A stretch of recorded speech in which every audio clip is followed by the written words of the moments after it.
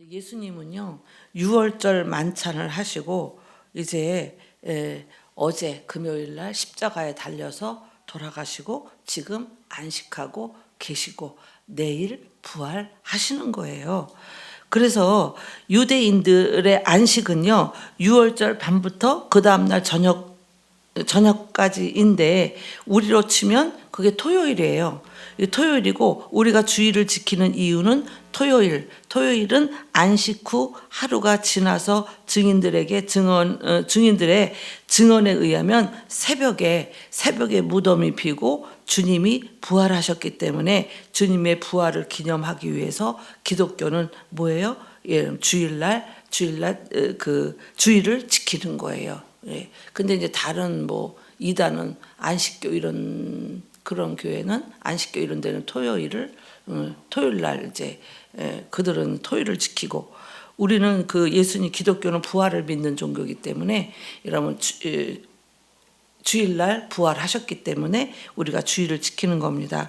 그래서 예수님의 부활은 갑자기 일어난 것이 아니라 예수님께서 마태복음에 4차례나 계속 부활을 말씀하시고 말씀대로 죽으셨다가 살아나셨는데 예수님이 십자가를 지실 때 제자들이 다 흩어졌잖아요. 다 흩어졌기 때문에 예수님은 다시 갈릴리로 가서 제자들을 다시 불러서 모으세요. 그래서 저와 여러분들도 우리가 신앙생활을 하다 보면 그렇잖아요. 신앙생활을 하다 보면 열정이 식어져요. 열정이 식어지는 건 뭐예요? 성령 충만함이 떨어지면 열정이 식어요. 성령 충만하면 열정이 그냥 막 생기고 열정이 때로는 식어지고 믿음이 때로는 무너졌다거나 낙심하고 우리가 쓰러졌다면 주님이 말씀하십니다. 내가 기억하는 믿음의 첫 자리로 너희들이 지금은 그렇다 하더라도 첫 자리로 돌아가면 너를 다시 만나 주시겠다는 겁니다. 다시. 그래서 우리는 신앙생활을 하면서 하나님을 만난 그 감격들 있잖아요. 다 각자 있잖아요. 이때는 나 진짜 하나님 그때 만났어. 나 그때 하나님의 은혜가 너무 감사했어. 이런 사건들, 그런 믿음의 고향 같은 그런 것들을 우리가 다 가지고 있어야 돼요. 예? 하나님에 대한 믿음의 고향 같은 사건들이 있어야 어렵고 힘들 때 내가 언제 어디서 주님을 처음 어떻게 만났지? 어디서 주님을 내가 사랑한다고 고백했지? 어떤 때 내가 너무 하나님 은혜에 감사했지? 바로 그 자리가 다시 주님을 만나는 자리라는 거예요. 그래서 우리는 언제나 그 믿음의 고향 같은 것들을 우리가 마음속에 잘 누구나 다 그런 것들이 다 있어야 된다는 겁니다. 그래서 예수님께서 부활하시고 가장 먼저 만날 그 사람을 택하시는데 그 사람이 누구였냐면 막달라 마리아였어요. 예. 뭐 12제자도 있고 다 있는데요. 예. 그 중에서도 가장 첫 번째로 만난 사람이 막달라 마리아였어요. 그러면서 예수님이 막달라 마리아야 이렇게 부릅니다. 예수님이 살아나셨다고 너는 가서 외쳐라 그러시는 거예요. 예수님이 다시 살아나셨다고 외쳐라. 그래서 막달라 마리아가 예수님의 부활의 첫 증인이 되잖아요. 첫 번째 증인이 됐어요. 막달라 마리아는 온 천지에 예수님이 살아났다고 뛰어다니면서 예수님이 살아나셨어요. 예수님이 살아나셨어요. 뛰어다니면서 내가 주님을 만났다고 주님을 그렇게 막달라 마리아가 그렇게 주님 살아나신 주님을 전했다는 거예요. 뛰어다니면서. 그래서 이런 것들을 보면 우리도 마찬가지예요. 주님의 복음을 막 뛰어다니면서 전하고 전도를 하셔야 된다 이 말이에요. 예? 근데 전도에 관심이 하나도 없어. 예? 하나도 없어. 예? 주변에 안 믿는 사람들 많이 있을 텐데 입을 열어서 어떻게 해요? 교회 가자고 해야 돼요. 그 사람들이 그래요. 예. 우리 박정일 집사님도 그러고 이렇게 집사님들 이렇게 전도하는 사람, 아유 전도가 얼마나 힘든 건데요. 아유 전도 어려워요. 아유 어려워요 이래요. 왜? 안 나오면 신경 써야지. 왜 안 나오냐고 전화해야지. 예? 그러니까 얼마나 힘든 건데요. 예? 힘드니까 예? 전도해서 열매를 맺으면 그 한 영혼이 내 상급이에요. 하늘에 나가면 다 상급이고 면류관인 거예요. 힘드니까. 그리고 쉬울 것 같으면 다 하죠. 예? 다 하죠. 그래서 여러분, 우리가 믿음이 식었다면 빨리 다시 믿음의 불을 지펴야 된다는 겁니다. 믿음으로 일어서야 됩니다. 오늘은 여러분들이 주님이 다시 살아나셨느니라, 이 한 말씀을 우리가 다시 살아나시고 지금 안식하시잖아요. 예? 이 말씀을 들으시려고 우리가 다 모였잖아요. 이 한마디 때문에 예배에 우리가 참석하신 겁니다. 그래서 여러분들이나 저나 주님이 살아계시다는 것을 우리가 모른다면, 살아계신 주님을 모른다면 내가 우리에게 무슨 능력이 있겠어요? 주님이 살아있는지 안 살아있는지도 모르는데 무슨 능력이 있겠어요? 7 귀신이 들렸던 막달라 마리아도요, 주님을 사랑했어요. 주님을 사랑했지만 죽은 예수님, 죽은 무덤을 찾는 신앙이었지, 이 막달라 마리아는 능력 있는 그러한 신앙인은 아니었다는 겁니다. 그러나 주님의 부활을 보고 죽었던 신앙이 막달라 마리아에게 막 다시 살아났어요. 주님이 살아났습니다. 주님이 살아났습니다. 주님이 나와 함께 하십니다. 오늘도 주님이 여기 계십니다. 그러면서요, 막달라 마리아가 뛰어다녔다는 거예요. 막달라 마리아가. 여러분, 예수님을 십자가에 못 박은 자들은요, 여전히 어제나 오늘이나 여전히 의지하는 거는요, 돈과 권력밖에 없었어요. 경비병들이 대제사장들에게 가서 주님이 살아났다고 하니까 놀라면서 뭐라고 그래요? 오늘 성경 보니까 내가 돈 많이 줄 테니까 입 닫고 제자들이 시신을 몰래 훔쳐갔다고 그렇게 말하라고 오늘 성경에 보니까 시키잖아요. 내가 돈 많이 줄 테니까 그렇게 말하라고 시킵니다. 돈과 거짓이 세상을 아주 소란하게 하는 겁니다. 그래서 여러분, 우리가 보면 예수님이 제자가 왜 11제자입니까? 시작은 12제자로 시작을 했잖아요. 끝까지 12제자가 함께 가지 못했어요. 그 중에 누가 빠졌어요? 가룟 유다가 빠졌어요. 우리도 다 함께 갈 것 같아도 중간에 탈락자들이 나온다는 거예요. 예수님께서 부르셔서 갈 때에 우리들은 탈락자가 나오지 않기를 바라요. 탈락자가 나오지 않도록 예수님께서 여러분들을 부르신 그 자리에 있는 성도가 가장 좋은 성도예요. 예수님이 부른 자리에 날마다 있는 성도가 좋은 성도입니다. 그런데 11제자들 가운데서도 주님은 가룟 유다에게 너는 차라리 뭐라고 그래요? 태어나지 않았으면 좋을 뻔했다 그래요. 주님이 얼마나 속이 상하면 가룟 유다 보고 차라리 너는 태어나지 않았으면 좋을 뻔했다 그렇게 이야기하셨겠어요. 그래서 여러분, 가룟 유다만 그런 게 아니에요. 가룟 유다만 그런 것이 아니고 우리에게도 주님이 보실 때 어떻게 해요? 차라리 너는 태어나지 않았으면 좋을 뻔했다라는 사람이 있을 수도 있다는 거예요. 있다는 거예요. 하나님은요, 그런 사람들의 주님이 너무 속상해가지고 너는 차라리 태어나지 않았으면 좋을 뻔했다, 이런 사람들의 특징이 뭐냐면 하나님의 교회를 무너뜨리는 사람들이에요. 하나님의 교회를 무너뜨린다니까 뭐 곡괭이 갖고 와서 여기 때려 부셔요? 여러분들이 각자가 다 교회잖아요. 내 말 하나로 사람들을 다 실족시키고, 내 말 하나로 사람들을 상처를 입히고, 내 말 하나로 성도들을 시험 들게 하고, 이게 교회를 무너뜨리는 거예요. 그러니까 어저께도 부목사님 얘기하지만 무슨 사건이 벌어지면 절대 성도들한테 말을 하지 말라는 거예요. 무슨 사건이 벌어지면 내가 딱 사건이 벌어졌다 그러면 그래, 그리고 그건 나 혼자 가지고 하나님 앞에 기도하면 되지. 야 이랬대 교회가 이랬대 이러면 성도들이 그랬대 이러면서 어떻게 해요? 교인들이 병들기 시작하고, 교회가 성도들이 시험이 들고 병들기 시작하면 그게 교회를 무너뜨리는 거라고요. 이렇게 수십 번 얘기하잖아. 가르쳐야 돼.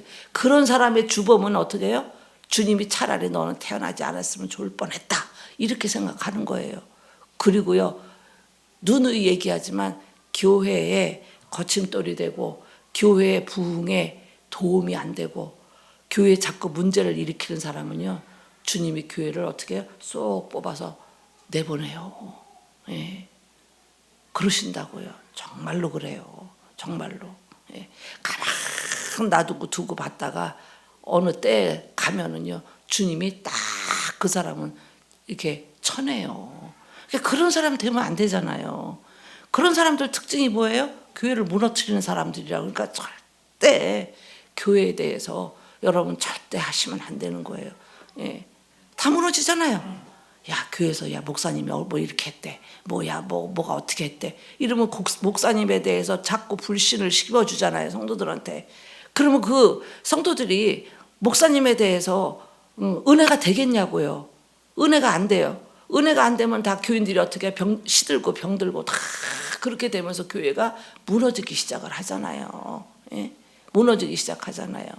그래서 항상 목사님이 좀 부족하더라도, 목사님이 좀 잘못하는 일이 있더라도 여러분이 다 덮어서 세워서 목사님이 세워줘야 교회가 든든하게 서가는 거지. 목사님이 무너뜨리면 교회가 다 무너지는 거예요. 예? 아시겠어요? 목사님의 목자도 끓이지 말라고요. 예? 그러지 말라고. 목사님 무너지면 어떻게 된다고? 교회가 다 무너지는 거라고요. 예? 그런 거예요. 뭘 알고나 그래야지. 그잖아요. 우리 교회 교인들은 안 그러는데 이제 예방 주사 놓는 거예요. 그러면 안 된다고. 그거 제일 싫어하는 게 하나님이 핏값으로 세운 이 교인들을 무너뜨리는 거예요. 무너뜨리는 거. 예? 목사님 무너뜨리는 거 말할 것도 없고. 그래서 부활하신 주님을 보고도 여러분 의심하는 제자가 있었어요. 도마가. 예? 예수님이 부활하신 예수님을 보고도 못 믿겠다는 거예요. 못 믿겠다고. 그렇다면 여러분 우리는 그 당시 제자들도 아니고 예수님을 본 적도 없고 정말 주님은 살아 계신가? 그렇게 우리도 의심할 수 있다는 거예요. 맨 처음에는 모르죠. 저도 몰랐어요. 맨 처음에는. 아니 뭐 눈에 보이는 것도 없고 뭐 절에 가면 부처님이라도 돌이라도 있지 뭐 아무것도 없는데 뭘 믿으려는 거야. 참 답답하더라고요. 나도. 그 답답해요. 그래도 성전에 나와서 그래도 말씀 듣고 그래도 성전에 나와서 끊임없이 예배 드리고 그러다 보면요, 어느 날 갑자기 하나님의 은혜를 싹 주면서 어떻게 해요? 하나님의 살아계신 것을 알게 되는 날이 있다는 겁니다. 그래서 도마는 나는 주님의 손에 못자국을 보지 않고는 믿을 수가 없다. 나는 잘 모르겠다. 이렇게 말한 겁니다. 그때 주님은 도마의 손을 가져다가 못 박힌 손을 만져보라고 만지게 하셨어요. 우리 같으면 야, 너 이렇게 넌 어떻게 그러냐 그럴 수도 있는데 주님은 믿음 없는 도마를 불쌍히 여겼다는 거예요. 지금은 하나님이 살아계신지 잘 안 믿어줘도 하나님이 도마를 불쌍히 여긴 것처럼 여러분도 불쌍히 여기신다는 겁니다.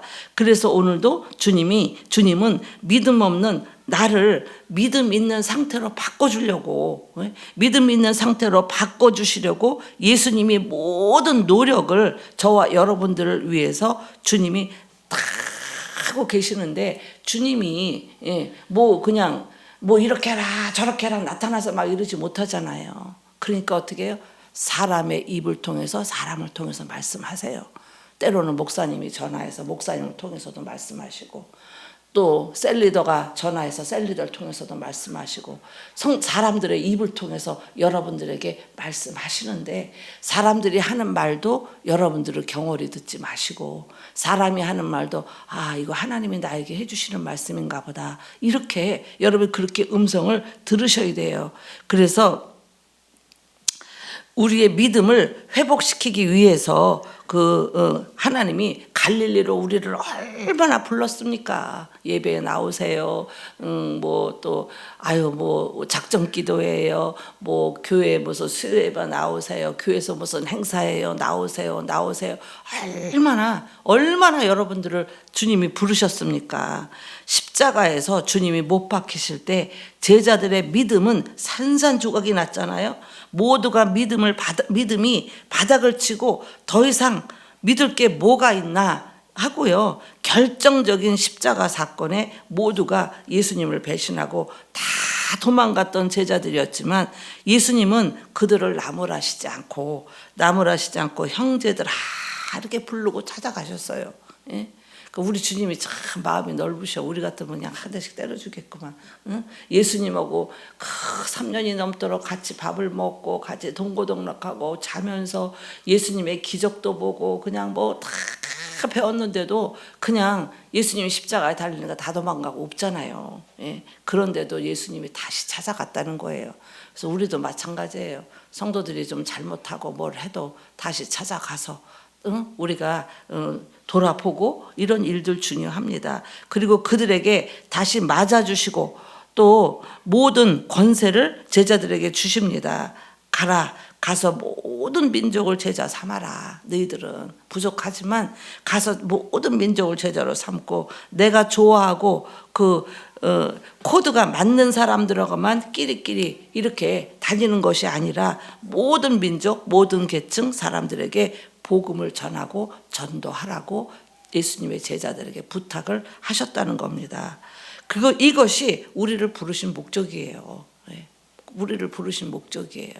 주님이 부르신 목적은 생각 안 하고 우리가 엉뚱한 것만 하지 마시고 가서 모든 민족, 계층 사람들에게 복음을 전하고 전도해라. 이게 주님이 우리를 부르신 목적이라는 거예요. 그래서 어디를 가든지 항상 너와 함께 하신다.